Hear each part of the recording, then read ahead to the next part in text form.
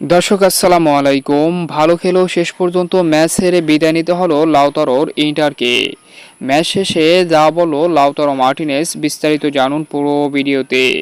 FIFA club বিশ্বকাপের round of 16-এর গুরুত্বপূর্ণ ম্যাচে রাতে ইন্টার মুখোমুখি হয় ব্রাজিলিয়ান ক্লাব ফ্লুমিনিংসের বিপক্ষে, যেখানে 2-0 গোলের ব্যবধানে হেরে বিদায় নিল সিরিয়ার জায়ান্ট ইন্টার ক্লাব বিশ্বকাপ থেকে। দুর্দান্ত ম্যাচের শুরুর 3 মিনিটই অসাধারণ গোলে এগিয়ে যায় ফ্লুমিনিংস।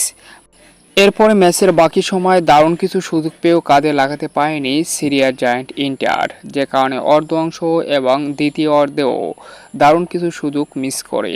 পরিশেষে অতিরিক্ত মিনিটে আবারও গোল খায় ইন্টার এবং 2-0 গোলের ব্যবধানে হেরে ক্লাব বিশ্বকাপ থেকে বিদায় নেয় ইন্টার। ম্যাচ শেষে ইন্টারের অধিনায়ক লাউতারো মার্টিনেজ বলেন, আমরা এখানে হারতে আসিনি, বরং জিততে এসেছিলাম। আমরা এখানে সব কিছুই করার চেষ্টা করেছি। আমি অনেক কিছুই দেখেছি যা আমার পছন্দ হয়নি।